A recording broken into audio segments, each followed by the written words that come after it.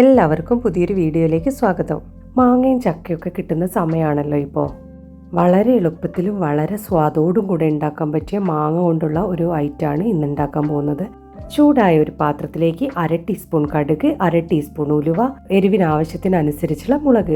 അത് നിങ്ങൾക്ക് കാശ്മീരി മുളകോ അല്ലെങ്കിൽ സാധാരണ മുളകോ ഏതാണെങ്കിലും ഇടാം. നിങ്ങളുടെ ഓരോരുത്തരുടെ എരിവിനനുസരിച്ചുള്ള മുളക് വേണം ഇടാൻ. ഒരു ചെറിയ കഷ്ണം കായം ഇതും കൂടെ ഇട്ട് കൊടുക്കുക.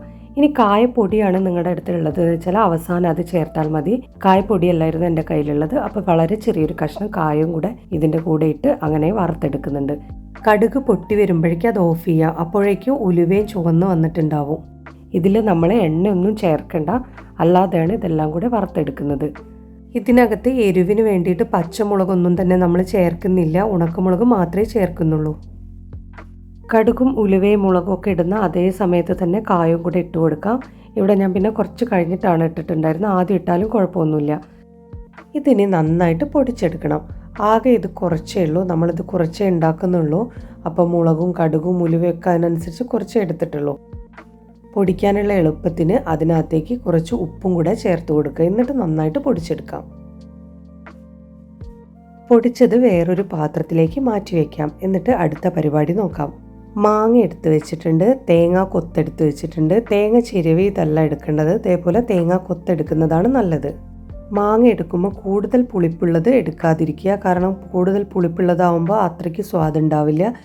എന്നാൽ ഒട്ടും പുളിയില്ലാത്തതും എടുക്കരുത്. ഈ മാങ്ങ അത്യാവശ്യം പുളിപ്പും ഉണ്ടായിരുന്നു, ഉള്ളിൽ ചെറുതായിട്ടൊരു മധുരം ഉണ്ടായിരുന്നു. ഇനി ഉള്ളിൽ മധുരം ഉള്ളത് തന്നെ എടുക്കണം എന്ന് നിർബന്ധമൊന്നുമില്ല. ഉള്ളിൽ മധുരം വയ്ക്കാത്ത മാങ്ങയെ എടുക്കാം.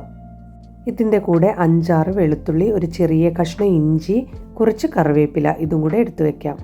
ഇത് നല്ല മാങ്ങയാണ്, നാട്ടിൽ നിന്ന് കൊണ്ടുവന്നിട്ടുള്ളതാണ്. അതുകൊണ്ട് തന്നെ തൊലി കളഞ്ഞിട്ടൊന്നുമില്ല. നമ്മൾ വാങ്ങിക്കുന്ന മാങ്ങയാണെങ്കിൽ നിങ്ങൾക്ക് വേണമെങ്കിൽ തൊലി കളയാം. മാങ്ങ നമുക്ക് മുറിച്ചിടാം.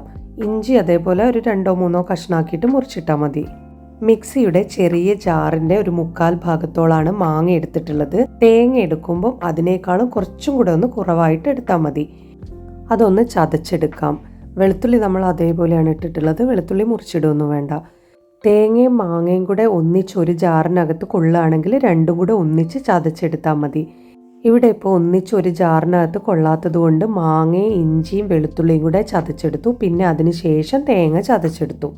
ഇവിടെ ഇപ്പോൾ മിക്സിയുടെ ചെറിയ ജാറിന് ഒരു ജാറ് മാങ്ങയാണ് എടുത്തിട്ടുള്ളത്. അപ്പോൾ അതിൻ്റെ അനുസരിച്ചാണ് ബാക്കിയുള്ളതിൻ്റെ അളവൊക്കെ പറഞ്ഞിട്ടുള്ളത്. നിങ്ങൾ എത്രയാണോ മാങ്ങ എടുക്കുന്നത് അതിനനുസരിച്ച് വേണം ബാക്കിയുള്ളതിൻ്റെ അളവും കൂടെ നോക്കാൻ. ഇതുപോലെ ചതച്ചെടുക്കുകയും ചെയ്യാവൂ, കൂടുതലായിട്ട് അരയ്ക്കാൻ പാടില്ല.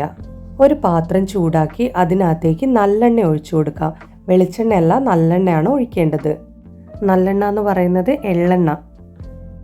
നല്ലെണ്ണയുടെ സ്വാദ് ഇഷ്ടമാവുന്നില്ലെങ്കിൽ വെളിച്ചെണ്ണ ഒഴിച്ചു കൊടുക്കാം. വെളിച്ചെണ്ണ ഒഴിക്കുന്നതിനേക്കാളും എത്രയോ നല്ലത് നല്ലെണ്ണ ഒഴിച്ചിട്ടുള്ളതാണ്.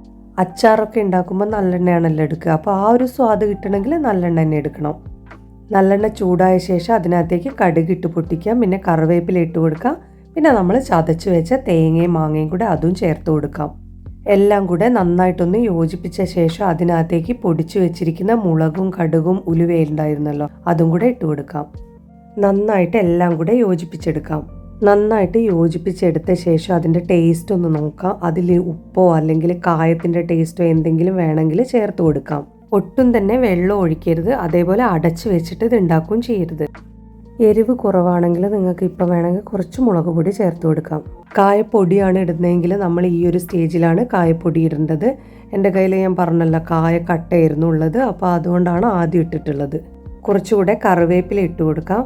പിന്നെ ഇതിൻ്റെ ഉപ്പും പുളി എരിവും ഒക്കെ ഒന്ന് ബാലൻസ് ചെയ്യാൻ വേണ്ടിയിട്ട് കുറച്ച് ശർക്കര പൊടിച്ചതും ഇട്ട് കൊടുക്കുക. എൻ്റെ കയ്യിൽ ശർക്കര ഉണ്ടായിരുന്നില്ല, അപ്പോൾ കുറച്ച് പഞ്ചസാരയാണ് ഇട്ടിട്ടുള്ളത്. ഇനി ഇത് കുറച്ച് മധുരത്തോടു കൂടെയാണ് വേണ്ടതെന്ന് വെച്ചാൽ ശർക്കര ഇടുമ്പം അത് കുറച്ച് അധികം ചേർത്ത് കൊടുത്താൽ മതി. അത് ശർക്കര പൊടിച്ചിട്ട് ചേർക്കുകയാണ് നല്ലത്. കുറച്ച് നേരം അങ്ങനെ ഇളക്കി കൊടുത്തിട്ട് ഡ്രൈ ആക്കി എടുക്കണം.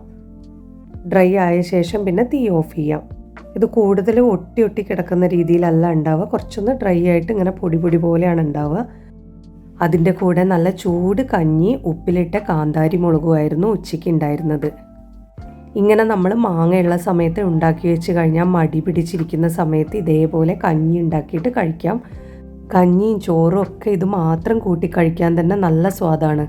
ഇനി ചപ്പാത്തി ദോശയൊക്കെ ഈ ഡ്രൈ ആയിട്ട് കഴിക്കുന്ന ആൾക്കാരുണ്ടാവുമല്ലോ, അതായത് അധികം കറിയൊന്നും വേണ്ട എന്നുള്ളവർ, അങ്ങനത്തെവർക്കാണെങ്കിൽ ചപ്പാത്തിക്കും ദോശയ്ക്കും ഒക്കെ കൂട്ടാൻ പറ്റിയ ഒരു ഐറ്റമാണിത്.